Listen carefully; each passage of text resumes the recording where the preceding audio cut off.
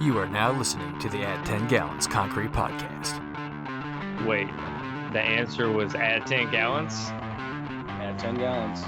My first thought was we got to put Actigel in there. Yeah, great. Truck's on the way. On the way. Yeah, okay. I've got two observations, neither of which are really educated or well thought out. Which are like most of my observations are. There aren't a lot of problems on a job site that can't be solved with a sack full of biscuits. Today's episode of the Add 10 Gallons Concrete Podcast is brought to you by Actigel 208.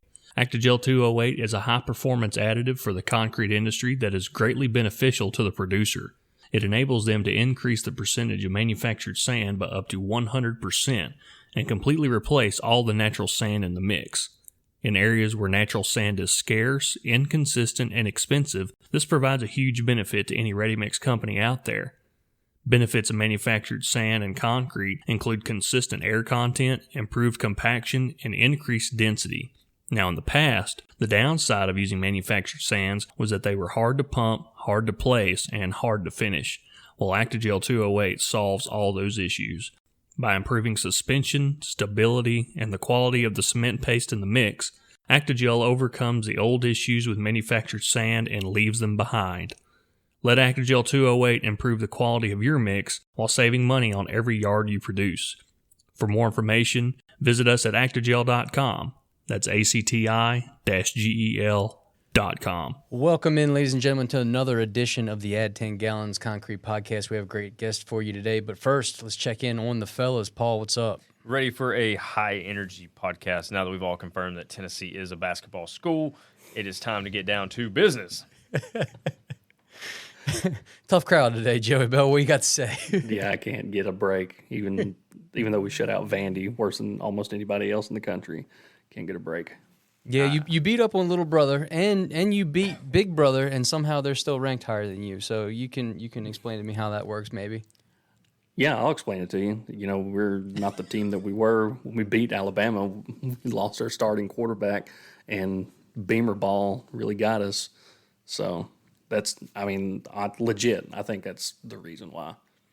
Well, I'll tell you what, we laugh about basketball school, but you know who is a basketball school? The University of Alabama. I don't know, did you guys see that? We beat North Carolina, the number one team in the country. We beat them earlier this week at the Phil Knight Invitational. 4 overtimes. We won by like 1 point, like 102 to 101 or something like that. Really? Beat the Tar Heels. That's cool. That's cool. I mean, I'm a closet basketball fan, but basketball season doesn't start for me until about the second week in January. Oh, man. It normally doesn't start for me until March Madness hits. We're all trying to put money on brackets, and you're like, all right, who's doing good? You know how you have like some people, they refuse to decorate for Christmas until after Thanksgiving? Right. I refuse to believe it's basketball season until after the national championship game. Then I'm down for the cause. After the college football national championship, then it's basketball season after that. That's nice. That's how my mind works. I don't think I've actively, willingly sat down and watched a basketball game since Jordan played.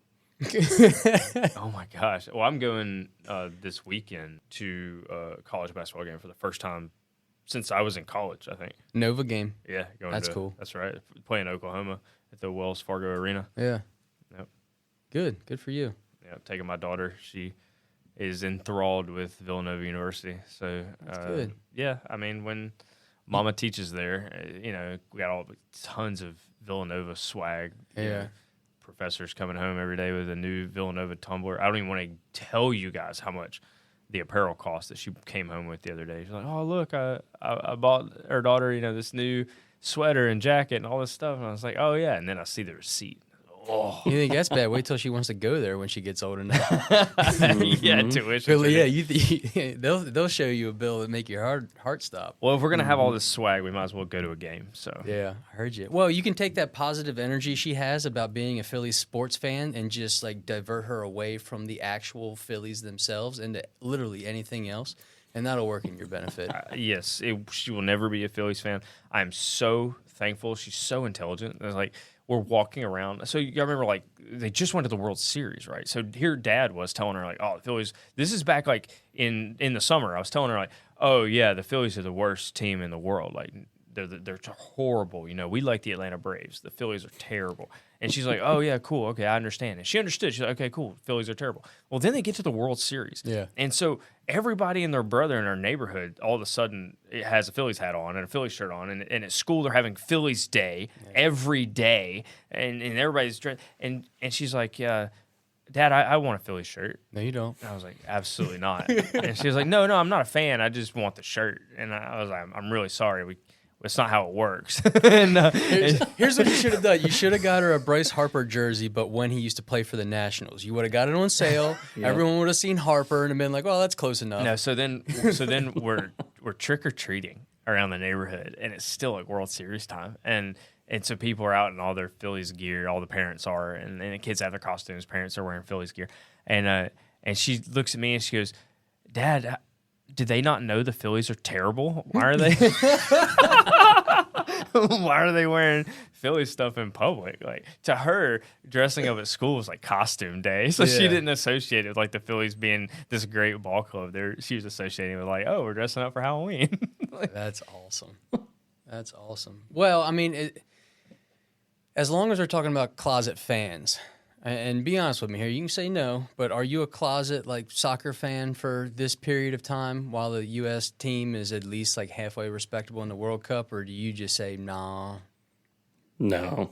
I have never watched more than 5 minutes of soccer. I am not a soccer fan. I am a big USA fan. Yeah. And big enough that I stopped working on Tuesday at 2:00 to watch the game against. No, I didn't. I was working. Yeah. So no, I didn't see the game against Iran. But the other game that was on, it was on the weekend, right? They play Denmark tomorrow. So it depends on what I'm doing. Like, I'm not going to schedule my day around it. I mean, if it's at the same time as the Villanova game, I'm not going to. I'm pretty sure it's early, like 10 a.m. So may or may not see it. But the one before it, I was watching with my brother. I was either texting my brother or watching my brother. And because it was either at night or on the weekend. See, I can't even remember. So obviously, huge fan. But I was texting him or talking to him, and he was like, "How do you know all these rules?" And I was like, "Well, every 4 years we have a World Cup, and I learned the rules." And I was like, it's basically hockey on grass. Well, with way less contact. The fields, well, not according to the soccer player. Did you not see him get hurt? No, just that's my number one detracting factor about being a soccer fan. Like, I'd probably buy in more if it wasn't for the theatrics. That's what I can't get past. It is tough, right? But it's awful. So I told him, I was like, it's basically hockey on grass. They doubled the amount of players because the field's bigger, and you're running slower than you could on skates. And then, instead of a stick, they're using their foot. I was like, that's really mostly it. Everything else you can sort of figure out. Like, it might be the most American thing I've ever heard. but then the goalie, like, one time the goalie, like, kicked a ball that was coming at him. He just kicked it like clear across the other end of the field. He goes, "How come they didn't call icing?" I was like, "Well, it's not exactly like hockey." Nice. Well, let's talk about the World Cup for a little bit here because it pertains to construction in general. Did you guys see anything about the Qatari official that gave an interview with Piers Morgan like last week? Might have been 2 weeks ago now. The guy's name is Hassan Al-Thawadi. All right, so get this title. He's the Secretary General of Qatar's Supreme Committee for Delivery and Legacy. How about that? Yes. How about that? Sounds like a title I need to aspire to. Put that on a business card. Well, essentially, so he graduated from a prestigious university over there with a law degree. He worked for Qatar Petroleum. Then he joined a Qatar Investment Authority group and a holding group as a general advisor, coordinating the diversification of the country's economic activities. Probably important. Yep. And then now he was a top executive on the board to try to gain the 22 FIFA World Cup bid. Which they did. Yeah, he was instrumental in that. All right. So he gives an interview with Piers Morgan, and Piers Morgan goes "Hey, there is some controversy surrounding having a worldwide global event in Qatar, a place that they use migrant workers in unsafe conditions and something that would be frowned upon in our country." So he goes, "Have there been as many casualties as people claim?" He goes, "No, there's been 3 workers died of a direct result of construction work on stadium jobs, and 37 died in like non-work related incidents such as heart attacks and stuff, which you can also claim that might have been a work incident, but not in guitar, buddy. But then, so Piers kind of like pushes him on that. He's like, well, that's a lower statistic than what I've been hearing. Eventually, he pushes him to estimate between 400 and 500 deaths. Wow. What? In this interview, yeah. And then, later, the Supreme Committee that he works for of guitar, they issued a statement contradicting that, saying, like, no, the stat that he claimed was for all sectors and all nationalities from 2014 to 2020. It's like, well, why would he state that statistic? It's 2022, and they're having an interview very specifically about the FIFA World Cup and construction about the World Cup. Wow. So, yeah, they don't know any more now than they did then, but then, like, the rumors are a-flying about how, like, bad the working environments have been. And, I mean, you know, the World Cup is no different than the Olympics in that, like, these countries, and Qatar is set up way better than some of these other countries that have to host World Games.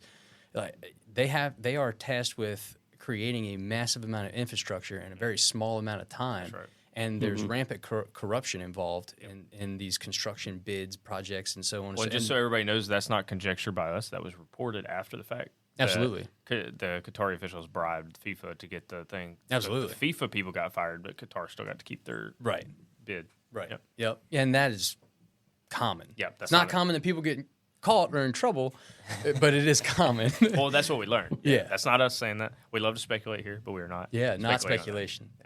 Not speculation. We don't get to say that very often. But anyway. But Tar just blew everything out of the water because they have Meaning what? Stats in general, and I'm going to read you some. Oh, okay. Please. Maybe including deaths. Maybe they blew that stat out of the water as well. But they spent $300 billion with a B dollars on preparation for the FIFA World Cup. To put that in perspective, the last two World Cups were held in Russia and Brazil. Russia spent $11.8 billion. Brazil spent 15. Qatar spent 300. They built 7 brand new stadiums and refurbished 1. They put in an extra 1,000 miles of brand new roadways, 200 brand new bridges, and a major retro network, which was essentially a $45 billion city that they just built out of thin air in the middle of the desert. Are they broke now? Well, hold on. I saw Everybody in Qatar is broke except for the people in this committee, apparently. Well, no. I saw that Qatar is actually going to not make money off of this. That with the construction and all the other fees and everything, that even with TV money, team money, FIFA money, tourism money, that like in the short term, it's going to be a net loss for Qatar. There's no way they're going to make that up. What I think is interesting, though, is since you're saying Brazil spent way less money, I forget how many additional stadiums that Brazil built. They did the same thing. They went and built a couple of extra stadiums. They built 4. They built 4. Yeah. Those stadiums are now sitting empty. Yes. Nobody uses them. I was because I was reading this as a follow-up as well. Brazil went into a massive recession after the World Cup went there. And not only that, like it brought to light many infrastructure problems that they had. Like the water quality was awful, the infrastructure and like traffic system in Brazil was awful. Like it really put a black eye on Rio when they had the World Cup, and they had Olympics there too, right around the same time. So, that's right. Yeah, What year was that in Brazil? Do you remember? 16. That's what I thought, because I remember I went down there. Let's see, I was in Brazil twice in 2015 for work we were doing down there. And I remember, I guess it was one of our distributors that was there in Sao Paulo. He was explaining how they did all this work, or I guess if it was 2015, they were probably finishing up some of that work, that it was basically going to be a financial disaster after it was all said and done, because they were just dumping all kinds of money that they didn't really have into all this stuff. Well, what I think is cool is like I was just in Qatar, so when just in the airport for a few hours, but I laid over there. So one of the common things that people will tell you that they actually know about Qatar is that their airline is baller. Oh yeah, and that is straight facts. As long as you get a new plane. So on the way from America to our layover in Doha, which is the capital of Qatar, on our layover in Doha, that plane was balling. It was nice. On the way back, going again through Doha back to the U.S., we got a plane from like the 1970s. Really? Oh, it was awful. Like, the plane's old because it has like one of those big monitors like in the bulkhead Oh, yeah. of the plane that was supposed to be like a shared TV back in the day, Yeah. but nobody ever took it out. So yeah, like a giant shared TV in the bulkhead. And I asked the lady, I was like, hey, on the way over here, like we had a sweet plane. I mean, unbelievably nice. And I was like, how come we don't have that plane? And she laughed. She goes, yeah, that's supposed to be our plane. They took it from us. I was like, what? She's like, yeah, a lot of people are flying in right now for the World Cup. So they took that plane out of service to the U.S. and they were servicing like the soccer teams and stuff that were coming. Right. Yeah. That plane probably still had ashtrays in the armrest. No, yeah, exactly. That's how old it was. Exactly. It Dang. absolutely did. And what was interesting when you were flying into Doha, and I've never been to the Middle East, so but I like when I imagine it like from movies and stuff, I just imagine like you see nothing but desert and then suddenly you run into a city and then there's nothing but dude, it was exactly like that. You're flying in and you can see, it was a beautiful day, you just see forever, and all you saw was like Arizona desert, just as far as the eye could see. And then like right when you land, it was just beautiful, modern, just as gorgeous of a city as you could ever imagine. And then when we took off again, it was the exact, as soon as you left, it was just nothing forever. It's Las Vegas kind of like that, basically. Like you fly into it's probably Vegas like a small little miniature version. Yeah, Especially if you fly into Vegas at night. It's just black. Yeah. And then Vegas is just the sun sitting in the sea of black. Yeah, and especially how we would go. Like we would go east to west, so I mean, there's nothing until you get to Vegas. Well, then you were talking about the Qatar Petroleum. You mentioned that the guy who used to work there. Like as soon as you are flying in, I mean, there's just refineries and giant tanks that I assume are just full of petroleum right there, and there's ships everywhere getting ready to be loaded up with what I assumed was oil. It was cool. I mean, my only experience was in the airport and on the plane, and they were super positive. So talked about all that stadium construction. Well, they're going to need cement for that. Well, let me tell you what's going on with cement here in the United States. Titan Cement has announced to the world that they are fully 1L cement now. They are no longer making Type 1-2 here in the United States. All of their plants are switching full-time to 1L. So if you want Titan, Portland limestone cement's all you get. Dang, all the way across the board. Across the board, Just like that. just like that. Just flip, done. And, I was talking to some people about it this week and saying, if you're going to be a cement company, the thing you have to do is have high-quality products. You have to. Consistent and high quality. Has to be consistent, has to be high quality, has to be. And if it's not, all of a sudden you get low breaks. So not only are you going to get sued into oblivion, but nobody's going to buy it again because they're going to be nope, that's the cement that breaks low. Nobody's touching it. As Jim Casilio from Pennsylvania Aggregates Concrete Association told us, we're all inbred elephants. They will not forget, and they will tell everyone. So the cement guys, what Ryan Betts was telling us, even as much as like almost 2 years ago, was that they were trying to get more Portland limestone cement out into the marketplace. But every time you wanted to run a trial with a guy, you had to shut the plant down, Right. switch over your raw feeds. You had to clear out a silo and refill that with Type 1L. And once you got that full, you got what you needed, however many thousands of tons you needed into that, then you switch back over to Type 1-2. And if everybody here that works in the cement industry, they'll know this. But for anybody that doesn't, when you shut that down and turn it back on, like there's a period there during startup where you're trying to get things dialed back in.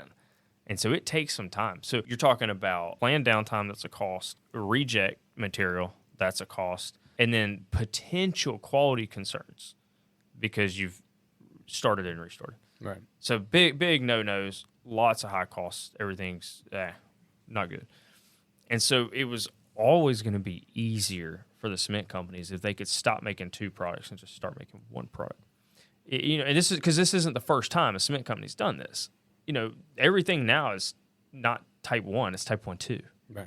Well, that's because the Type 1 kind of covered Type 1-2 anyway, so we're not going to make a specific Type 2. Well, then you get into like Type 3s, high early strength. they're not really type 3s. They're making type 1 and they're regrinding it into finer particles so they're more reactive. And you get a higher blane, bam, you get higher early strengths. Most of the time. As people listening to this probably thinking, we make type 3 for real. Yeah, maybe, but that's probably the only thing that plant makes. Right. So a lot of these cement plants have found that if they're going to be efficient, they need to make one product and make it well. And so I'm not surprised at all that Titan's doing this. What I am surprised by is that they're the only ones that have come out and announced it. Yeah, it seems like everyone's kind of on the same page. For the most part. So you think now that one person pulled the trigger, there'll be a domino effect, or? That's exactly what I think is going to happen. Yeah. I think we're going to see it. I think we're about to get into a wave of 1L only. That was a big topic of discussion at the American Shotcrete Association committee meetings. These shotcrete guys would be in the middle of projects, and all of a sudden the cement switch would happen. Well, now shotcrete's acting different. And shotcrete, it's not like flat work where, okay, pump, place it, and finish it. Shotcrete, pump it, has to stick on the wall. You have to cut, you'll be able to cut it. You still have to be able to finish it. You need less rebound. So such and such and such and such. There's so much that goes into it. And so when that switch happened, it was almost like a reset button. Like, okay, now we have to basically redo our mix design because it's acting so much different in some cases. They wouldn't have to tear out concrete. I'm not saying that. But they would have to pause, shooting to, redo their mix designs and test that and then go back into the field. Yeah, kind of relearned a little bit. And I will say this about the overall switch to 1L, and now that Titan's pulled the trigger, if there is a cascading effect that happens pretty rapidly, boy, I feel for the QC guys. No, it's going to be. I feel because whether or not anything changed at all, if those guys, if the guy's finishing it, if the guy's buying it in any capacity, if they know there's a difference in their mind, they're going to see a difference because they feel like they have to. And if something goes wrong, it's always the newest thing. And we've seen that plenty of times. We've been on a job site, and these guys get a bad load of concrete, and we put Actigel in it anyway, and like, well, your product's messing this load up. No, 9 times out of 10 it didn't. No, you didn't put any high range in it. Right, exactly. But you know that there's a new product in this mix, and it isn't looking exactly how you think it should. So there's got to be something wrong, and it's your fault. So not only are the QC guys on the ready mix side going to be wild, the technical service reps on the cement side are going to be inundated with calls. So Joey, it's interesting about the shotcrete. We've heard out there a little bit that the Type 1L is not as sticky to the granite aggregate for whatever reason. It does a real good job with the limestone aggregates, but not necessarily granite. So I'm wondering, Joe, if maybe you're seeing a little bit of that with the shotcrete is whether or not it's granite or limestone, but that cohesion factor. And if that cohesion and adhesion isn't as strong in the fresh matrix, that's going to affect shotcrete performance. That's the application. You're going to see it, yeah. Yeah, it could be anything. There's a million variables in one load of concrete. It could be, it could be the aggregates. It could be using pea gravel, and I wouldn't imagine the cement bond of pea gravel is as good as it would be to like granite or limestone because pea gravel's so smooth, or river rock. You could go on all day about what it could be, but of course 1L just got blamed. I was about to say we could just keep hypothetically and theoretically blaming 1L. Yeah. Well, just like in Josh our made-up said, scenario. Yeah, but just like Josh said, it's the newest thing. It's the newest adjustment. It's the latest variable that they know of. So it's automatically going to get blamed. I mean, if they have a flat tire on the concrete truck, 1L cement's going to get blamed. So, Joey, I hope they can get that figured out on that shotcrete side. I mean, if anything, they are innovative and hardworking. So a change to the 1L is probably not going to kill them. But let's go to something else with a little innovation that I hadn't heard before. And we've talked on this podcast a few times about what we're going to do when we're making concrete on the moon or making concrete on Mars, because people think that's going to be an option, that we're going to 3D print concrete. And there's lots of people saying this, including people we've had on this podcast. One of the things that has been brought up recently is about radiation shielding. So one of the concerns is, all right, you want to build it, but how are you going to be on the surface of this planet in the freezing cold and radiation stuff? And so I was like, that is a good question. Like, how do you? I heard an answer today, actually, driving into the studio. So have you guys been following the James Webb telescope that is up in space right now? Yeah. All right, so Joey and anybody else that isn't seeing it, we've had the Hubble telescope up in space for like 20 years, right? It gave us a lot of information we never had before. It was fantastic. Well, now we have a new telescope up there. Not only are the images much more high resolution than what the Hubble gave us, it also sees an infrared. So which is important because if we want to see things that are forming inside of gas clouds, we couldn't see that before. We were just kind of guessing what was going on. Now with the infrared, we can actually peek right into those gas clouds and we can see things that are happening. So the new telescope's up there. It's gigantic. It's massive. It's great. And one of the things that was interesting is that if you want to detect, if you're looking in infrared and you want to be able to detect heat signatures outside of the instrument that you're using, well, the temperature of the instrument has to be colder than the temperature of what it's detecting in infrared because it's picking up heat signatures. Well, if it's out there in space and it's being exposed to radiation from the sun, it's going to heat up to who knows how many degrees, whatever, and it's not going to be able to detect anything out in space. So they had to protect it from radiation and to shield it to where it's basically as cold as the vacuum of space, and then it can pick up anything out in space, right? So how did they do it? Well, they used a fabric that was able to provide radiation shielding. But what it did was it reflected the radiation. But it only reflects so much radiation. And so because of that, they built it in layers. So this radiation shielding is actually in 4 layers. So like the first layer cuts out X amount and reflects it back. Some more comes through. Boom, that gets reflected off layer number 2. And then whatever made it through layer 2, boom, it's reflected off layer 3 and then layer 4 to the point that once you get to layer 4, you're like 100% of the radiation is reflected. So now, whatever that material is that's on that James Webb telescope up there, we need to find that same radiation deflection, that 4-ply material, and that is what we need to be building as our domes when we go up into space so that we have a protective work area so these guys can build their concrete units. All right. No, that's really cool. Introduce our guest here because talking about innovation and, moving forward and solving the world's problems, at least in this particular case of the concrete industry, our guest here that you guys have the privilege of listening to has a lot of cool stuff to talk about. Yeah, we're joined today by Michael Barella. He's from Alcon, Command Alcon, and he is working on the automation side of things. So he came in with just bangers. And it was funny. He came in, he wanted to just like participate in the industry conversation, and it ended up being like a long form thing about some of these Command Alcon systems. And we appreciated the details because it was fascinating that the AI and machine learning and stuff that we just had no idea was even out there. Yeah. And he was able to enlighten us on that. Just a good, solid dude that really knows what he's talking about. So I hope everybody takes a listen and gets a little bit smarter today. Yeah, he actually felt a little guilty at first because, I clip some stuff out and make it sound good for you, the listener, so you don't have to hear all of our bumbling mistakes. Not all of them anyway. Some of them slip through the cracks. But at one point he was like, man, I don't want this to turn into an infomercial. And Paul was like, buddy, we're asking you these questions because we're genuinely like curious and enthusiastic about what it is you're doing. So just speak freely, man. We love to nerd out about that kind of technology on the podcast. So it was a great guest, and it's probably will be one of our longer, not the longest, but one of our longer interviews because we just kept asking questions. Yeah, dude, he just was packed with new information, stuff we'd not heard of before. And he was like, well, I didn't want this to be a brochure. Dude, it was so good. It was so good. He's such a solid guy. So. Yeah. Without any further ado, here he is. Y'all enjoy. All right, thank you for coming in, Michael Barella. Thank you for coming on to talk all things automation, brother. How are you?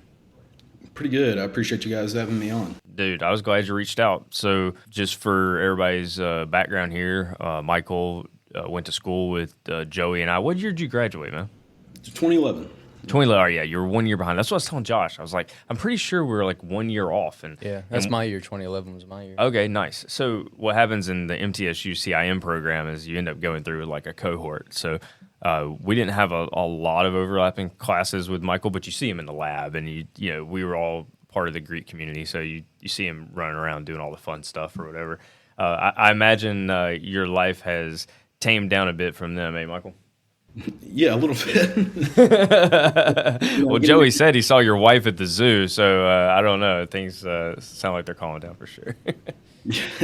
Yeah, it's kind of hard to maintain that lifestyle and, be any decent at any job, so college was the fun run for me, that's for sure. Not that I don't have my fun with customers at association meetings and things like that too, but we try to keep it tame these days. Yeah, our bodies just couldn't handle it. I mean, construction, and we're on the light side of construction. We visit sites and we're not there. We sometimes are there, 12, 14 hours a day, but it's not 6 days a week. It's not our career all day, every day. But the college lifestyle is meant for college-aged people and not people in their 30s. Yeah, well, we're fortunate to be on the light side of the business too. I don't have to come home anymore washing off, like when I worked in the ready-mix side, just washing off pounds of cement off myself at the end of every day. Still don't know what impact that's going to have on my lungs long term, but I hope it's not much. Yeah, I've spent my share of days shoveling out a cement pig and clogging up hotel bathtubs with cement dust just rolling off of me. It looks like grout going down the drain. Hey, Michael, speaking of the side of the business you're on now, why don't you tell the people where you're at and what it is you're doing? So I work for Command Alcon, and I'm the area manager for the Southeast. So I get the privilege of working with over 150 different producers here in the area, and so I get to see a spectrum of everything you can imagine under the sun, as far as what goes on in our industry, and what my job is to kind of help them use our tools, use automation to basically provide solutions for them that for the issues that they run into today, which is rampant, given the environment that we're in. All right, Michael, get in a little bit more about what it is that you're doing specifically on the automation side. Are we talking like batch systems? Like, what is it that you've got your hands in every day? We have a spectrum of tools, and I call them tools because even though a lot of them are virtual, that's exactly what they are. What we do is provide all of the systems and solutions to help a concrete, company, asphalt and aggregate too, but our primary market today is ready mix, and we help those companies get operationally excellent. Right? So we want to take all of the controllables within our industry and reduce the amount of time and get efficiency through that. And so we provide anything from the batch side to dispatch, obviously the fleet management piece of it, and then the back office solutions through our Connects platform. So right now, normally when I think of Command Alcon, I'm thinking of batching systems, automated batching systems. People that listen to this podcast, they've been in plants that are older from back in the day. Joey was just at a plant a couple months ago that still had the levers. And, it's like, how much cement you going to add? We're going to add a 3 Mississippi. So you pull the lever and count to 3. And that's how much cement we just added. And then we're going to add, 4 parts sand, whatever. So anyway, my point being is we've seen it all. And when I think of Command Alcon, I'm just thinking of batching systems. And you're saying there's way more to it than that, right? No, we've got an entire ecosystem of products. We want to provide everything that's necessary to run the business effectively. I mean, it's not just a batch system component of it, even though that's the anchor of our business, right, where we got started and what most people know us for. But the producers that partner with us the most know that we're doing a lot more in developing everything necessary to kind of future-proof their business and give them a competitive advantage in the market. So what kind of advantages are you talking about, though? Because we're dealing with commodities, brother. So if we're going to have advantages, let's spell it out here. It's no secret we don't have a shortage of demand in this market, right? Right now, the getting is good. So we've got plenty of producers out there that are, consistently taking orders and all of that, but being able to deliver more with less resources, because I think in 2022, and it's probably going to be true in next year and maybe the next couple of years too, the word of the year was shortage, right? There was a shortage in every aspect. So we got cement shortages, material shortages, of course, but then even more, impactful, we have driver shortages and talent shortages in the industry. So we are trying to do what we can to fill those gaps where those shortages produce. I mean, it's every producer going forward is going to either have to throw a lot of money at it and hire more people and try to get talent from their competitors, or they're going to have to adapt and kind of evolve and realize that we're in a state of doing more with less going forward. And it's no secret that our industry is slow to evolve and adapt and implement new technologies. So that's where I come in, kind of spreading that gospel of, hey, you don't have to necessarily have a labor-intensive situation. We can do more with less by putting systems in place that, when you're talking about a 100-truck operation, if we're reducing 6 minutes off of the travel time or 6 minutes off of the on-job time, those add up. Every 3, 4, 5 trucks every day, now you're getting an extra load out, and then that's an extra 10 yards you're selling, at $200 a yard. And then you multiply that, it starts to become a pretty big number once you really start figuring up the components of that. Yeah, we talk about how the industry is slow to adapt all the time, and it's not the only industry like that. But when you get into a commodity industry as giant and, for lack of a better term, as old as the concrete industry, you'll definitely have that. But I'm wondering, on your side, I mean, you guys live in innovation. That's primary job, is to innovate and, as you just explained, help people do more with less. But I'm curious where that innovation comes from, and I'll simplify it into 2 examples. So do you guys have a lab of mad scientists where they're just coming up with these ideas, and you got a wall that's a whiteboard and they're just drawing up ideas like, oh, well, we think the industry needs this, or what if we could do this? Or do you have the 150 customers that you service, are they all coming up to you saying, man, it'd be really good, or it'd be better for us if you implemented this? Like, where is that innovation coming from, in-house, or is it reactionary? I would say a little bit of both. So I would say that the majority of the time we're listening to the customer base. What are your problems? What are your issues? And then we start coming up with, all right, how do we provide solutions for that? We'll take the driver shortage, for instance, right? It's very, very difficult to find ready-mix drivers that can be trained and have that experience to do that. So not just us, but any in-transit system that you can put into place today, where you're managing the quality control of the concrete from the time it leaves the plant to the time it's poured on site. Those are the sorts of things that reduce the amount of training time you need to get a driver up to speed, and sort of takes a lot of those components that need that experience level out of their hands, and it can be more managed from a higher level with all that transparency and visibility. So yeah, it tends to be a 2-pronged approach. I mean, a lot of times we're constantly in communication with our customers. They tell us what they want or what their issues are, and then we try to come up with the solutions to fix those pain points for them.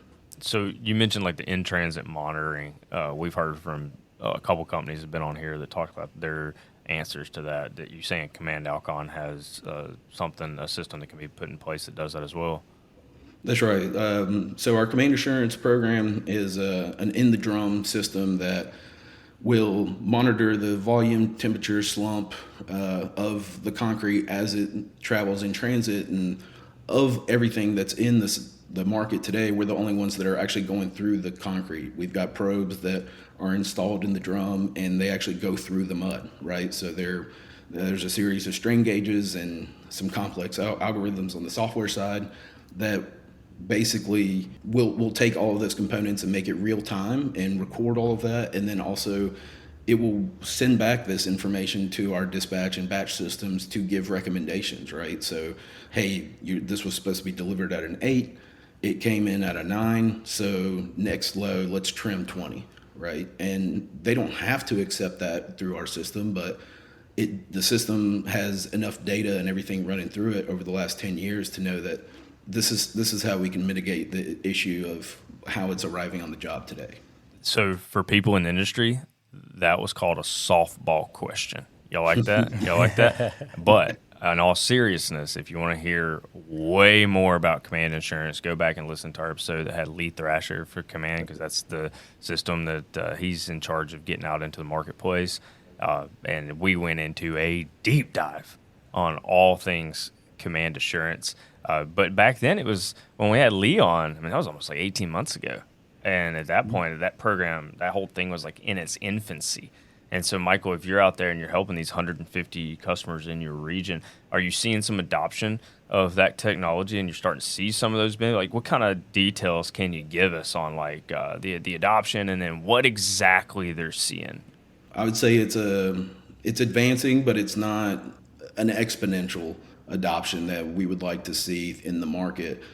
It's really the companies that focus most on the operational excellence piece, and they have to have a mindset of, we want to batch good concrete. We're not trying to, mitigate all of that with a ton of admixes in transit and things like that. We want to batch it and deliver good concrete. So having that kind of mindset changes the way that they approach their customers, especially on the commercial and the DOT side, because they have an advantage too of saying, look, I can not only guarantee you the delivery of the quality of the concrete that I'm delivering, but I can guarantee you will have transparency into all of this data, both real time and after the fact when we want to do reports and data mining and things like that. So it is not a magic wand by any stretch of the imagination. There is a lot of intensive, how do I put this? It takes a lot of effort on their end to adopt this technology, to implement it, for it to work correctly, and for everyone in the company to get buy-in. Because a lot of times, your experienced drivers, you don't have to worry about them as much, but the guys that are maybe have some experience but they're not green to the industry, they see it as kind of a threat to what they provide as far as a technology source. Or as a knowledge source, because technology is starting to automate that piece of it. So the adoption piece, but once they do embrace it, there's a significant gain, both in the quality concrete, the reduction of rejected loads, and the productivity of the drivers themselves, and the ability to hire and put new drivers in seats much more quickly. A question I had, and I know, because it would be intimidating to me because I'm not technology savvy at all. Out of the three of us, I am the least tech savvy. So I would assume that there had to be some sort of gap to bridge with these plant level guys. How do you bridge that gap between this super advanced technology to, plant level guys that are like me and don't have a clue about how any of this stuff works? The first thing I'll say is at the very beginning, it takes buy-in. So we need to have buy-in from the people that are involved, from the driver, the quality control side, and the plant manager side, that the system does work and will provide benefits to them and make their life easier. And once we get buy-in, then we can start kind of showing the technological side. What we want to do is make it so that there's very little interaction with the systems itself. It just works. I'm also seeing kind of a generational shift in the industry. We're dealing with a lot of family-owned businesses where it's first, or second, third generation guys that are kind of shifting into people more our age who have grown up with technology and want to adopt these systems because they see what it can do for them in their personal lives or outside of the business, and then they want to look out to find these tools that can help their business internally as well and get them towards that operational excellence piece.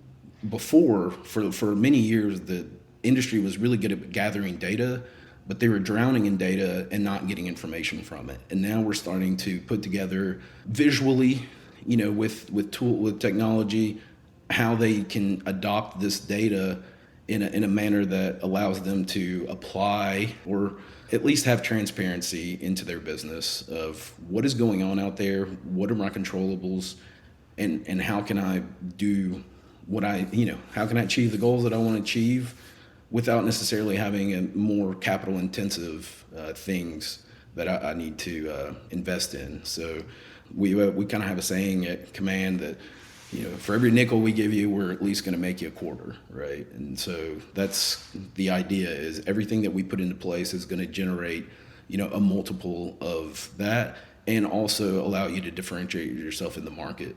So we've talked a lot here about command assurance. I want to stay on that for just like one more second.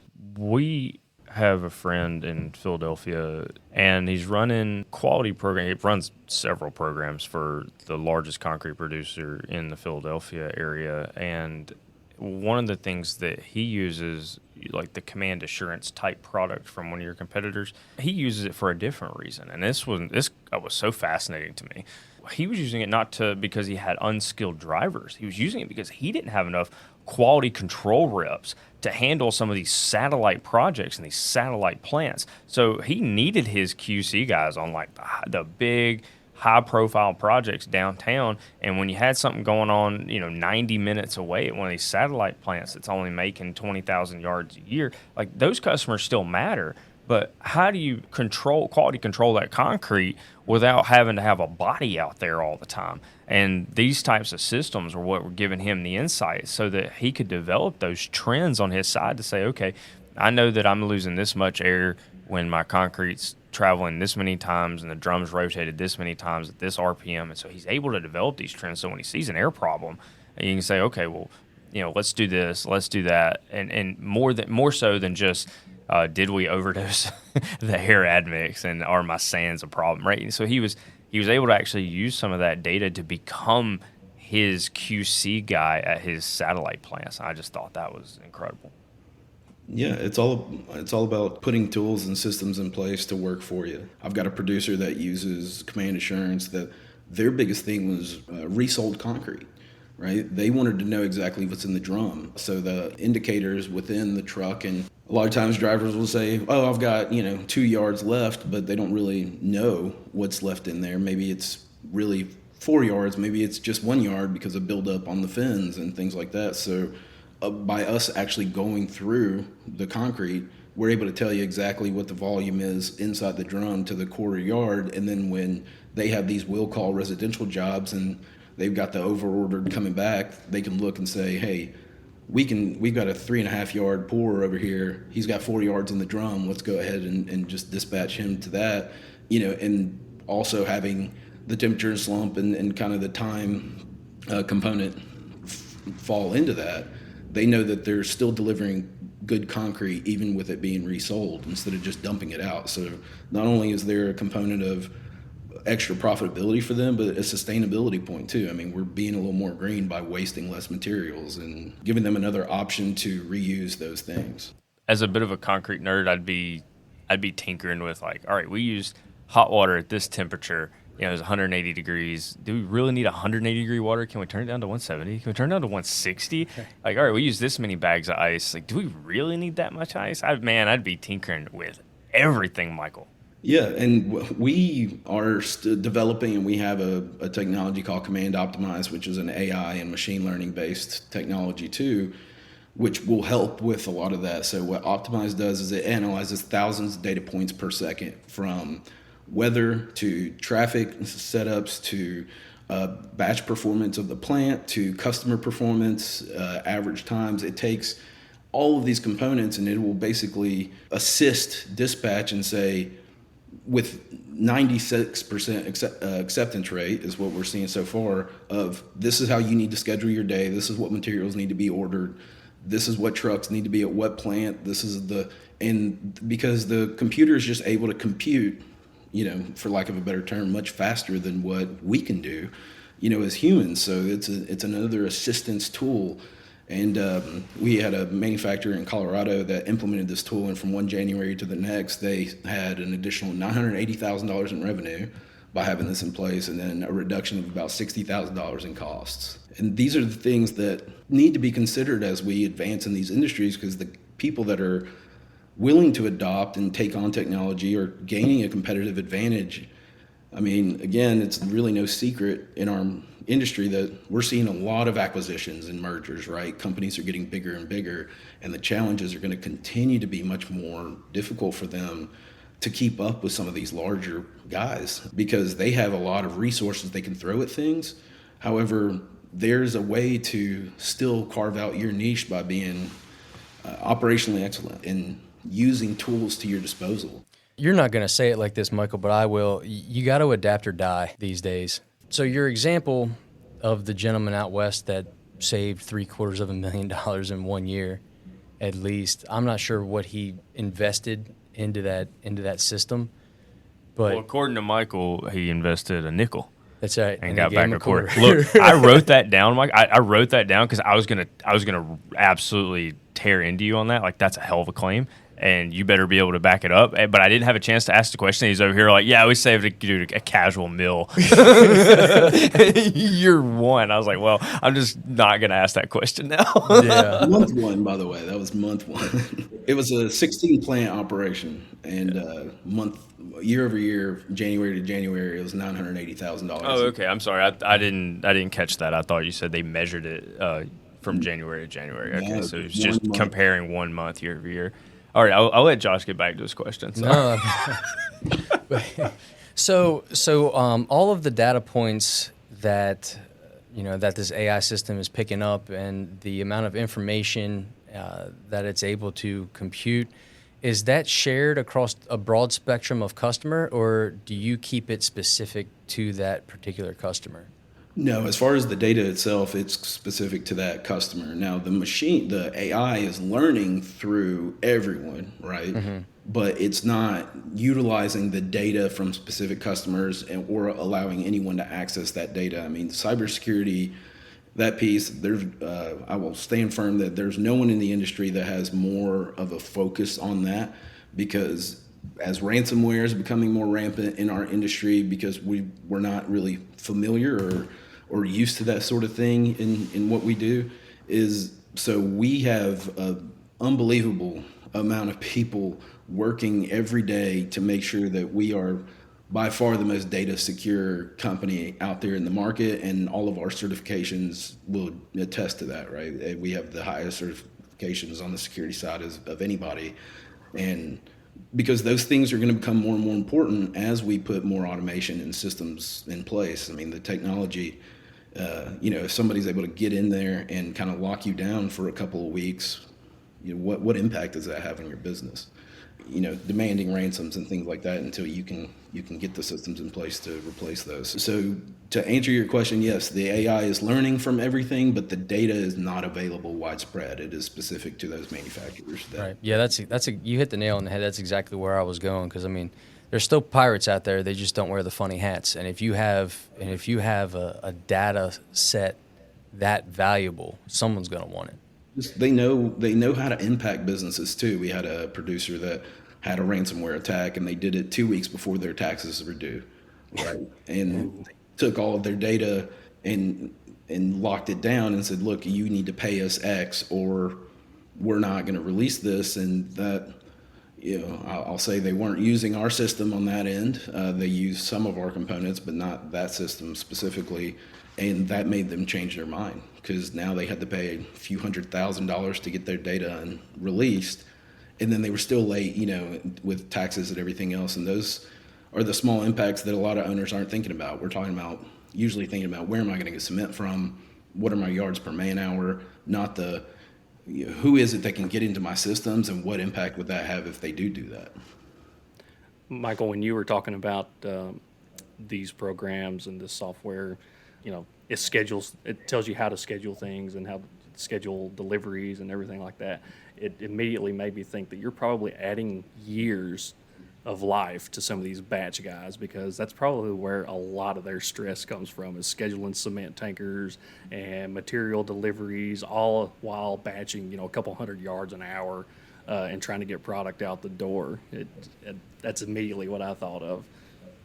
Especially the guys that are doing those multifaceted jobs like that, where they're the dispatcher, they're the batcher, they're the safety guy, they're the plant maintenance guy. I mean, a roller goes down on a belt, they're the ones out there trying to fix it, and also trying to pull the trucks up, and they're monitoring the truck on the slump rack and making sure the guy's not, he's hanging off the side of the ladder up there, with the hose, trying to get a little piece of concrete off his drum and those kind of things. I mean, there's so much going on that obviously the safety component is by far the most important, and we want to focus on that. And then obviously the production side of it and efficiencies there is number two, because that generates the profitability of the business. And then everything else is sort of secondary, and all those secondary things can be not taken over entirely by tools, but definitely facilitated and made much easier for those guys. Yeah, I remember when Dan Stone, Michael, I don't know if you remember Dan Stone or not, a buddy of ours from college, and he managed a concrete plant for nearly a decade up here in the Baltimore, Washington area. I remember be like hanging out with him, and his phone would just ring constantly in the afternoons, and it was Joey was like constantly just material orders, like, oh yeah, we need another cement tanker, need a rock here, sand there, but to him it like didn't even faze him. And I was like, dude, how are you not like stressed to the nines right now that you don't know if you have enough rock to make concrete tomorrow? And he just was as cool as a cucumber. It's like, well, if it comes, brother.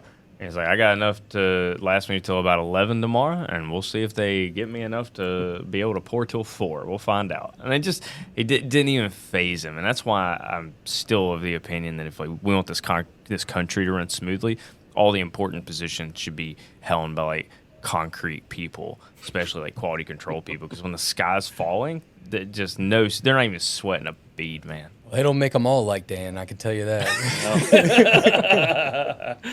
And the truth is, companies are very lucky to have guys that operate like Dan Stone. He tends to be the exception and not the rule in this industry. Most guys they're just firefighters a lot of times. They've got their fingers plugging up all the holes in the dam, and they might be pretty good at what they do, but at the moment one thing goes wrong where they have to look in another direction, then it's a flood of problems because they're not, again, they're just constantly playing whack-a-mole with everything and not just putting procedures in place. And, you can take the system component out of it, but they're not putting operational procedures in place to mitigate these things in the beginning. It's just, hey, this is the way we've always done it. It's just part of the job. What I typically see is that, it's not necessarily the case most of the time. There's a lot of times it is frantic and it's a constant struggle. And it's just because there's a lack of transparency across the board within the company. Everyone's operating on a different system, and they're in different offices, different locations, and no one is seeing everything all at once and having that visibility to make those decisions. Yeah, well, and one thing I would add to that, and I don't know if Dan listens to this show, but he should now since we're shouting him out like this. But no, even when he was in the concrete business, he thought this podcast was the stupidest thing he ever heard. Yeah, well, that's why he's not in the business anymore. He was like, "Who wants to talk about it? We just worked in it all day." No, it's we got plenty of listeners, Dan. Don't you worry. But, yeah. But anyway, I mean, we've been talking about a lot of tangible things, like we can save this much money, or we can become this much efficient, but adding the human element to this concrete industry, it's an untangible, but guys like Dan are rare, but Dan's not in the concrete industry anymore, right? Went started his own business. You can't work these guys to death. And like Mike was saying, I mean, you got these plant managers and they have all 10 fingers plugging up holes, right? So what if that guy wants to take a week-long vacation with his family? Who you gonna bring in to replace that guy? And guys like Dan, if you make his job easier by implementing this automation and this technology and this equipment, you're going to save yourself money, and you can make his job easier, but he's still going to contribute to your business in other ways because that's the kind of guy he is, or people like that are. But if you make it to where he can take a week-long vacation and not come back to a burning pile of rubble, and you can have a guy step in and do his job for a little while to where he can take a vacation, turn his phone off, and have peace of mind, that guy's going to stay in the industry a lot longer and have a much better attitude while he's in the industry. And it'll, the next guy that comes through that door, he's probably going to have better things to say while he's training that guy. And then that guy's going to have a better overall aura or mentality about him. And that positivity is just going to grow like a snowball into an avalanche. And I think that's what this industry is lacking more than anything, is the good people that's in this industry. We work them to death, and they don't want to be here long term. They get burned out.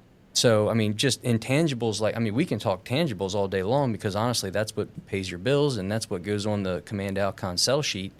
But there's intangibles that we have to keep in mind here as well. Yeah, but see, Michael already tried to automate me out of a job. See, I was talking about how I wanted to tinker with like the concrete temps and stuff. He's like, yeah, I already have that figured out. See, there's this thing called AI, and it does this machine learning thing. And Paul, you're not necessary anymore. So, No, the human component will always be necessary. There is that fear, and it's not something we try to hide. I mean, in all honesty, there is this fear from dispatchers, from quality control, and all of that. The more systems take over, the more they can see themselves as disposable. And that's not the case at all. We don't want to get rid of jobs. We want to take people that are doing good things within the company and have them focus on the things that matter, the things that affect the bottom line, to make their lives easier, to please and delight their customers more.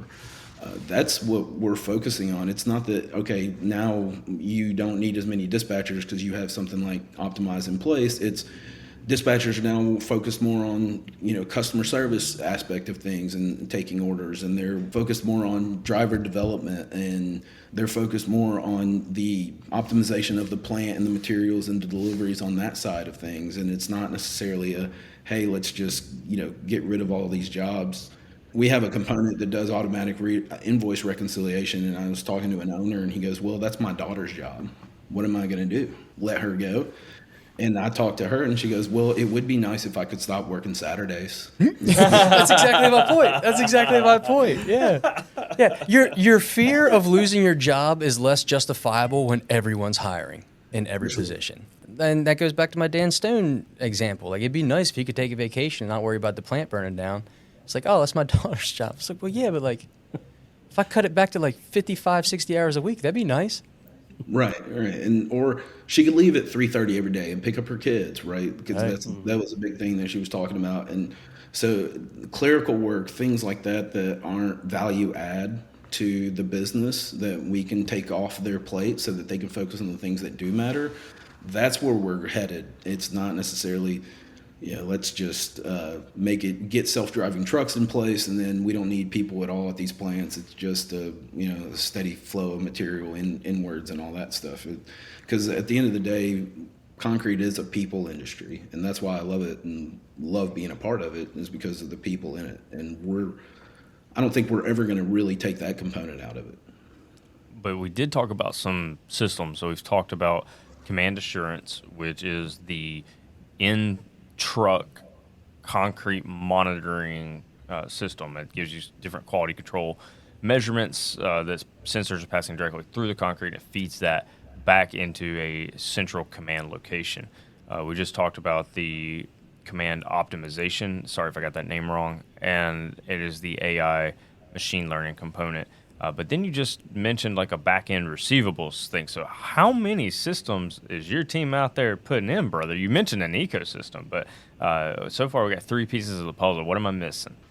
We want to do everything we can to help with the automation of things, from material delivery, so the time you bring materials in. So on our Connects platform, on the inbound side, with that component of it, it allows them to both have visibility in all their plants, what their inventory is currently, what their forecast is going to be for the materials they'll need the next day.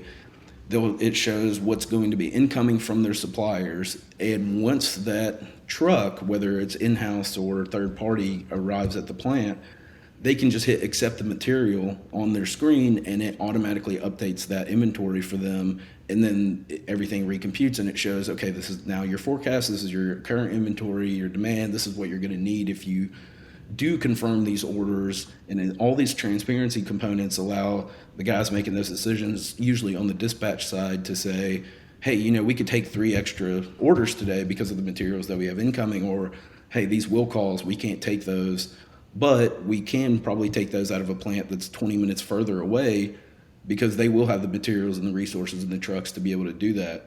I say it all the time. What we want to do is just give transparency across the board and take away, the minutia and the clerical work side of things.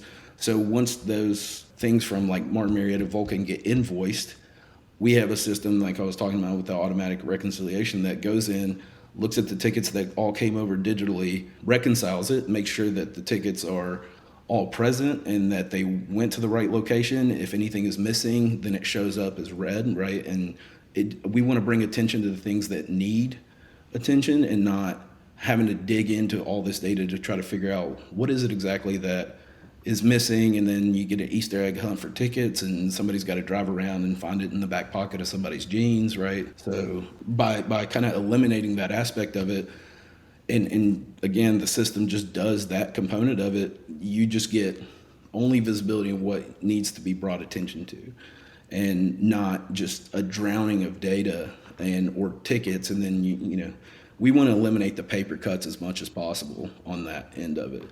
So then the invoice comes over, they can directly into their accounting systems say, okay, this is all great, pay it, and then they pay it digitally like they do anyway today.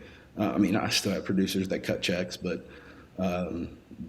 you know, at the end of the day, it's all right. We heard we don't have enough time to process tickets. We don't have enough time to look over invoices. We spend so much time doing this, and it's a huge cost. We have drivers grabbing tickets from plants, and we're paying them hourly to drive them back to the back office in a manila folder, and then some, you know, poor person in the back office is going through just the mounds of thousands of tickets trying to enter all of that information in. So, well, let's just take that out of it. We can digitize that for you.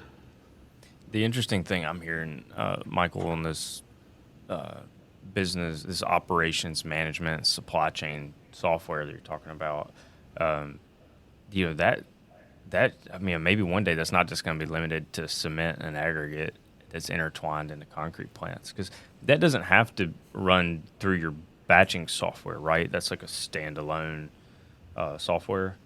Sure. I mean, the batch component is just the accepting the inventory and things like that for the plant itself. But if you manage your inventory on the dispatch side of things as opposed to on the command batch side of things, it also has that ability.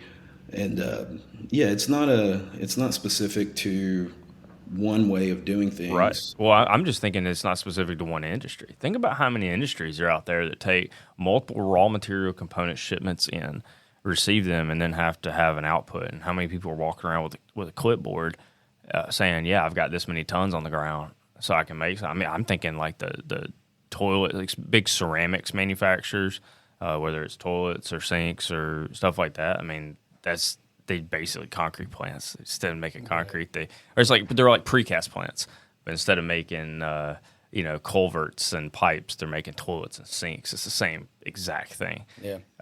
Just different materials. I mean, I think that there's so many options for command, but right now you guys are focused mostly on concrete and cement, right, and aggregates. And aggregate and asphalt, right? And we're never. I don't see us having a strategy where we're ever going to go after those manufacturers, because we are very unique in the way that we are an industry in the concrete and asphalt world. I talk about it often with a lot of my guys that this is a logistics business first, you know, and then the manufacturing and quality control aspect of it is equally as important, but it's secondary as far as the impact it has on the bottom line of the business. If you can figure out and have, you know, operational excellence, and not to overuse the term, on the logistics side of things, everything else will be a much easier challenge to overcome. So we focus on what we know, which is the heavy building materials industry, and I don't ever see us wanting to adopt that. Even for, let's say, like the block and precast side, we make components that fit that side of things too, but they're not, other than our batching systems in that world, our components don't have as big of an impact on that because they don't necessarily have the logistics piece. They can build up inventory. They can do, you know, if they are short on materials, they can sort of shut down, because the contractor side of it is not necessarily depending on they have 20 finishers and vibrators and pump guys out there depending on the delivery of that on time in order to, you know, for them to be profitable in their side of things. It's all right, some guys show up and they either buy block or they don't. Right. Well, you are correct that what you're selling is much more impactful to a just-in-time production facility, which is what these ready-mix plants are. But when they're sitting down and you've got this whole ecosystem to offer them, I mean, are you typically like trying to introduce all of this to somebody at once? Man, it seems like it could really be overwhelming. It is overwhelming. I usually will paint the vision for them, say, look, this is what it could look like if we start down this journey, but it is a journey. We have to adopt things as they have the appetite and bandwidth to be able to do it. Sometimes I know that you can't steamroll, and force people into things. And there are a lot of times they have their own internal challenges that won't allow them to adopt these systems and technologies until they sort of change the way that they look at their operational processes. So I have to get them there first. But yes, I never try to do, all right, this is here, just buy all this stuff and you will have no problems whatsoever going forward, because usually that fails horribly. We want to do it in small bites. We want to do it as an evolution of sorts. And I've got producers all over that spectrum where it's guys that, like you said, are pulling levers, still, and that's how they batch, to people that have fully embraced the entire ecosystem that we offer, and they can't wait for the next thing that we put out because they're excited and they know that what impact everything else we've done for them has had on their business. And then most people fall somewhere in between that, where it's at the end of the day, you've got X amount of capital and you have to decide where you're going to spend that. And so decisions have to be made. Sometimes we can do something that's very impactful, but there's something else that needs to be done elsewhere. For these companies that are medium sized, not the big enterprise CRH guys, they'll be able to do whatever they want. I'd say 30-ish truck to 150, maybe 200 truck businesses, that's where I see the biggest challenges in adoption, but also, again, that sort of that generational shift and that willingness to kind of adopt, because, necessity is the mother of invention. They have to innovate. They have to start adopting systems because the necessities have grown so great that if they don't do this, then we're going to have some much bigger challenges as they start to stack up. Seeing producers that are kind of unwilling to change, and obviously I won't name any names, but I'm seeing these challenges start to stack up, and eventually I think that they'll start losing a lot of their market because the people around them are doing these things. And there are some pretty big players now that are really heavily in our market, of course, and the market where you guys serve up there too. That's not going to stop. They're throwing up plants and they already have these things in place. So they're always going to have that competitive advantage with the additional resources. We're going to go back into the industry here a little bit. I appreciate all the insight into Command, and we really appreciate you weren't coming on here to do a Command infomercial, but we just had so many questions. It kind of went that direction. But I do want to get back to the industry. And one of the very first things you said when we came on here was the word of the year was shortage. And it's Tennessee, where you're at. That's just been crazy. Can't get cement, can't get sand. There's just one thing after another. What are the conditions like down there? Do they know what the root cause of this cement shortage was, and has it been addressed? I think once we started really digging into the root cause of it, it's a logistics problem more than anything. I think that the cement manufacturers, even though the transfer over to 1L has caused some disruptions at this juncture, it's really more, I'll start with the rail cars. Getting cement to terminals and things has been probably the largest impactor on the availability of those materials. So, it's not a manufacturing capacity thing as much as people think. I think it's more of a logistics of being able to get the material to, the people that need it. That's interesting. Because when we hear about the shortages, typically what we hear is the concrete people assume the cement people aren't making cement, and not that it's not getting moved where it needs to be. But that actually sounds, you give it the old Occam's razor approach, like what's most likely, it's probably most likely, since everything else is having a problem getting moved from point A to point B. In this case, where they're trying to get it to point C, they're having a problem getting it from A to B, and so it can't get from B to C, can't get from the terminal to the ready mix plant. But it's just crazy how that's been ubiquitous across this country. We're talking about Tennessee because that's where you're at. And the Tennessee Concrete Association or Tennessee Cement Association went as far as just to put out official letters saying, hey, we have a crisis. So, that was kind of an unprecedented step from an organization to come out and just say, yeah, we have a crisis. Everybody needs to buckle up. And so my follow-up to that, Michael, are you seeing that those jobs, like that shortage of cement that came through caused people to have to cut their forecasted revenues? Are those jobs canceled, or are they all just getting pushed into 2023, and we're just going to continue this backlog in construction?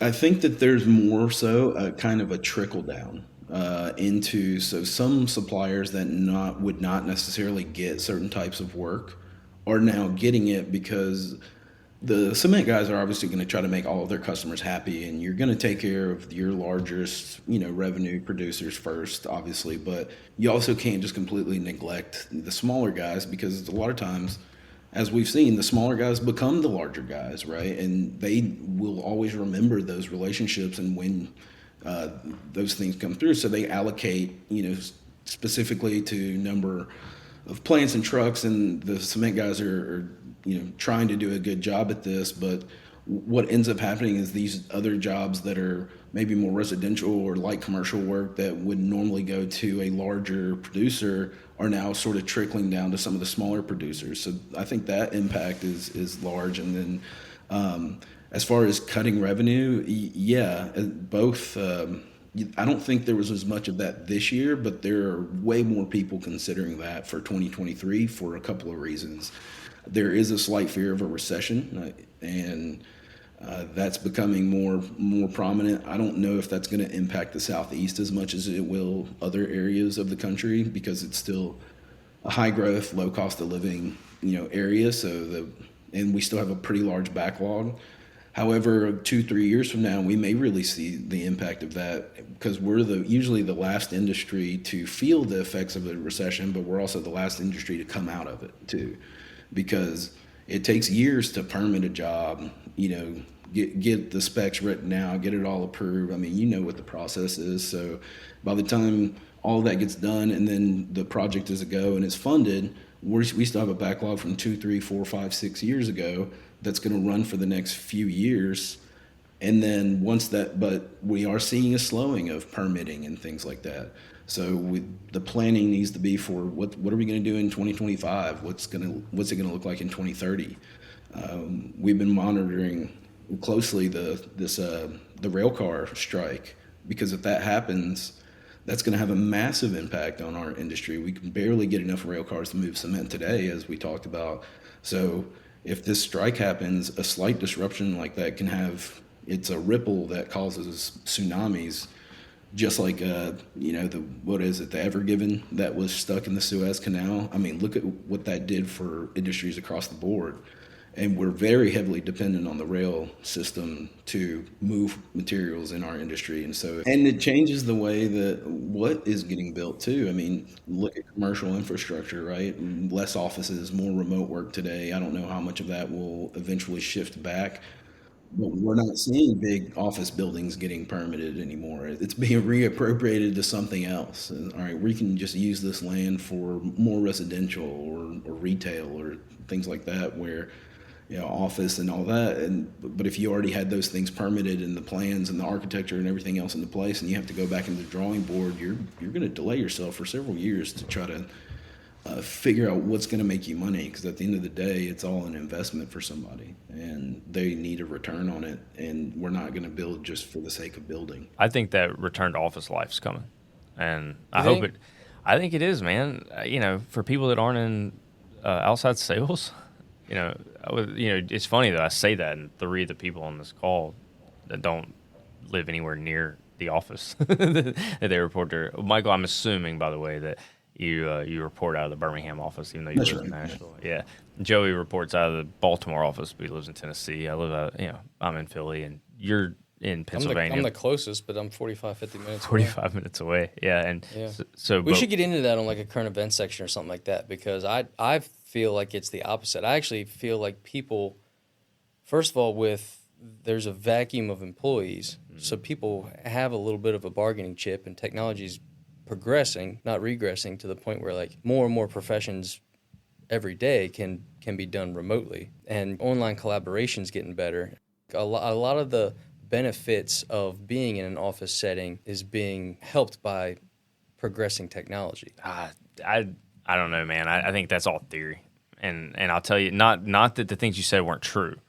I just don't think there's any way you replace that in office collaboration. I don't think you do replace it. I think it might be something. I mean, it just might be a lost art. I'm not going into the metaverse and walking over to your fake coffee shop to have a conversation with you. But for guys like us that are on the road 50% of the time or more, like we never saw each other anyway. Yeah. So it was like, what am I in this office? There's nobody here, and that was when the fully staffed. But why are we on the road, right? We're on the road to see people in person. Like you said, it's a people business. Yeah. And you can't. That's why I used to tell our managers all the time. It's like if I'm sitting behind this desk, then I'm probably not making money. So I need to be out there on the road spreading. I love Michael used our phrase too. He's spreading the gospel. Yeah. He spread the gospel of ActiGel. He's out there spreading the gospel of Command, which I still can't believe has its own AI machine learning division. So when you're doing the AI machine learning, is there like you got your own software engineers, your coders, like you got people in Birmingham that are, just totally nerding out over algorithms? We do, yeah. We have an entire division that's focused specifically on that command optimized piece and further AI and machine learning components to all of the other products that we offer too, not just this, because Optimize as it stands today is more of a bolt-on, but we're going to adopt those developments into our core products as well. So do you ever walk into those rooms and you're like, wow, God made like an elevated mind and I am not one of these? Because I get nervous like walking to places like that. You're like, wow, I realized how much of a caveman I am. No, I definitely think I'm smarter than all those people. No, I mean it's a talent.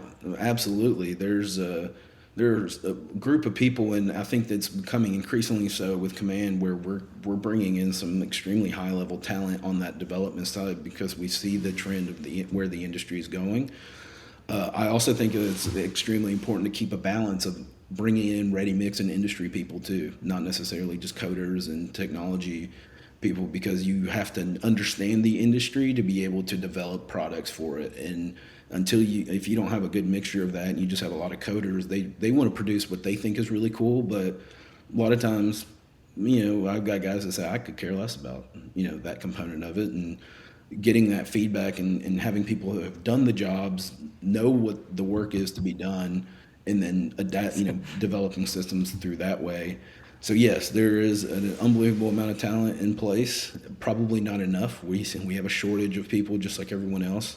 However, it's exciting what's being developed on the back end.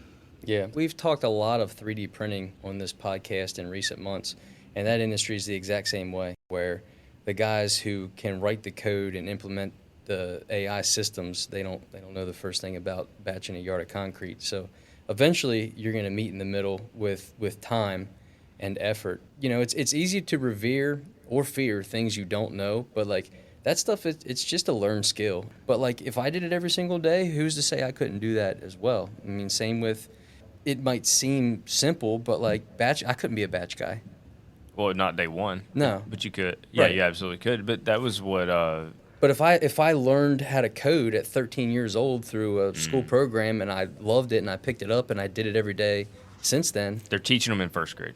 Well, yeah, that's what I mean. My daughter comes home and, like, for fun, will log back into school. Yeah, logs back into school for fun on these programs called Codable. Yeah, and she just, like, stay in a room and start coding stuff. And then she comes out, Dad, look at this game I made. Yeah. And I was like, So it's a learned you skill. made this. She was like, yeah. And she, shows me, like, you got to blast the bubbles or something. I'm like, geez, all right. It's cool. And Well, that's why I'm still on a different level. I hate the term unskilled labor, right? Because it is a talent set. You have to have a certain either knowledge base or disposition. Like you said, you couldn't be a batch guy. I couldn't be a batch guy because I don't have the patience level for that, right? So not that I couldn't. Okay, never mind then. Josh couldn't be a batch guy either.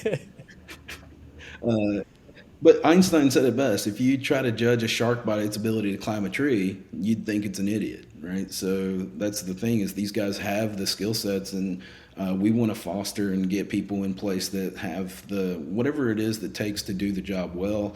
And it's not necessarily that all right, they might not be able to do the controlling and accounting side of things, but the controller accounting guy, he can't do this because he doesn't have that, whatever, patience-wise or just grit, stress management, which I see is a big thing in the industry where guys are starting to kind of break down. I see a lot of producers hiring over-the-road trucking people to come into the ready mix. Hey, they have a Class A CDL, so we can train them over 6 weeks to understand the ready mix side of things, and then they put them in place. And I see so much more turnover from that because they can't really handle maybe the hours, but a lot of times the pressures that come with driving a 76,000 pound truck with an expiring product in the back into a place that doesn't necessarily have an address. I mean, we can go on and on. Yeah. Or into somebody's backyard, and you're trying not to ruin, their home.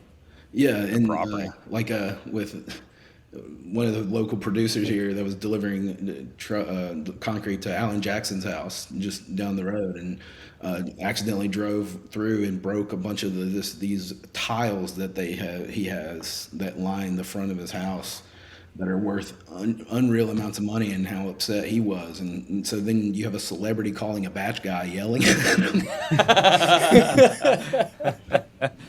Alan Jackson's a man of the people. Like, one of the best celebrity stories I ever heard is when one of our former employees was at a feed store, and he was in line with his wife, and they're at the feed store, and his wife wanted a bird feeder.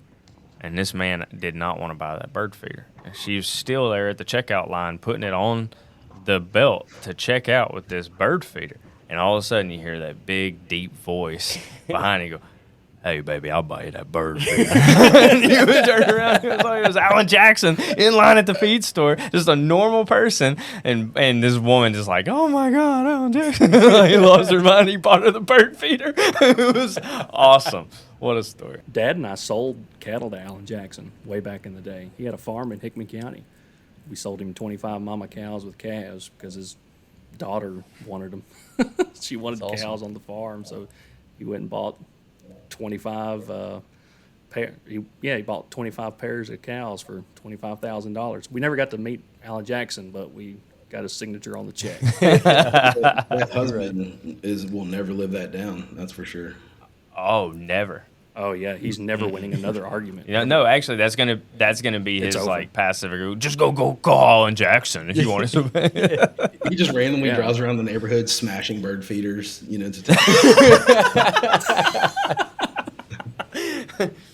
Oh man, hey Michael, we appreciate all your time here today, brother. We cannot let you go without asking the one question we ask every guest, and that is, what is the craziest thing you've seen on a job site?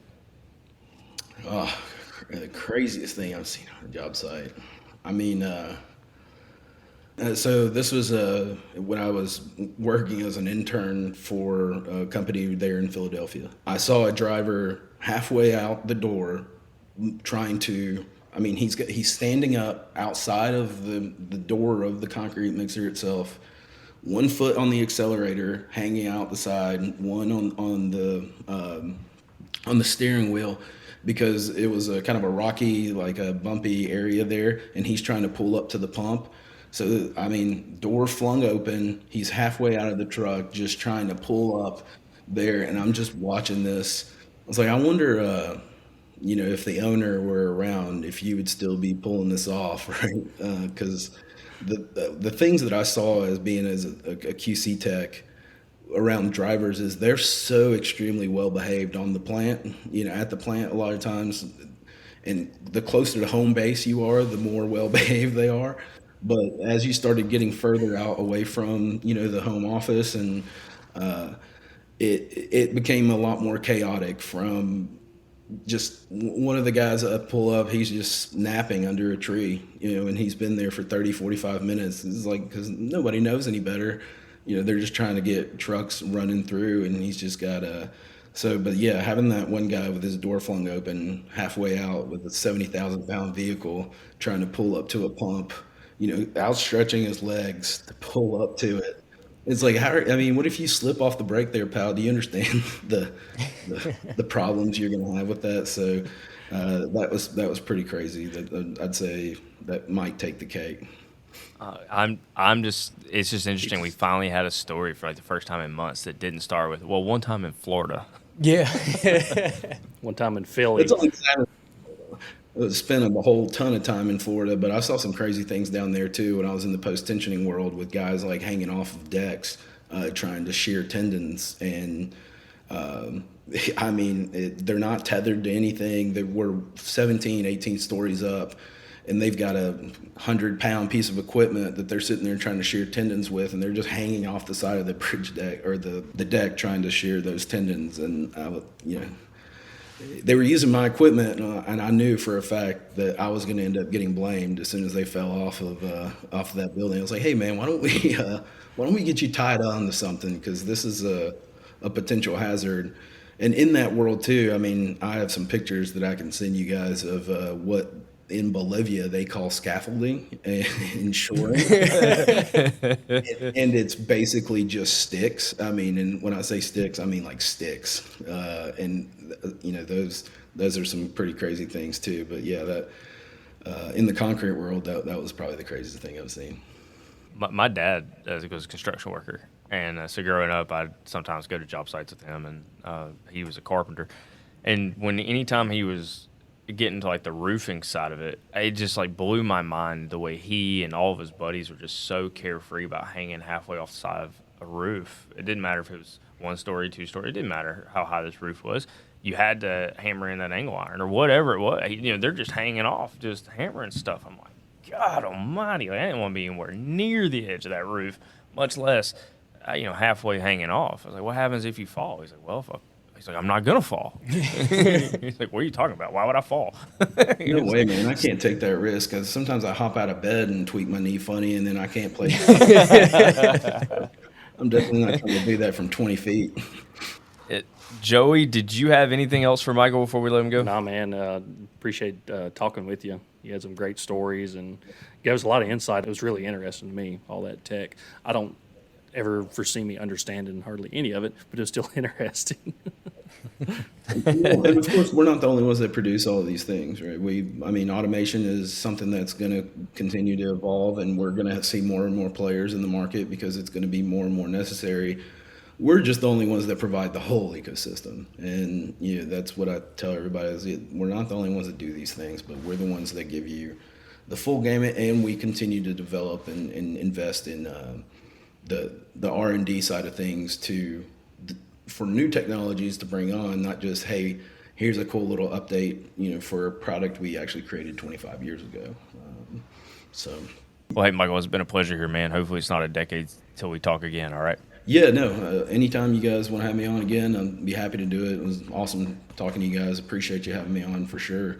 And, looking forward to this coming out. I'm sure Josh is going to do some fantastic editing, to make me not seem as all over the place as I tend to be. But I do that for all of us, buddy, not just you. It's not you. All right, bud. Appreciate you, man. all right, Bye. Thanks, guys. See you, man. All right, and that's it for this episode of the Add 10 Gallons Concrete Podcast. We appreciate Michael for his time coming on the pod and talking about all things automation through the Command Alcon platform and their ecosystem. I hope to have him back on the show each and every time they advance or come out with a new piece of technology that betters the industry.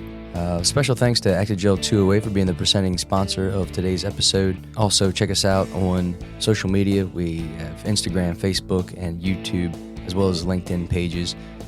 Come connect and interact with us on those, and we'll see you next time on the Add 10 Gallons Concrete Podcast.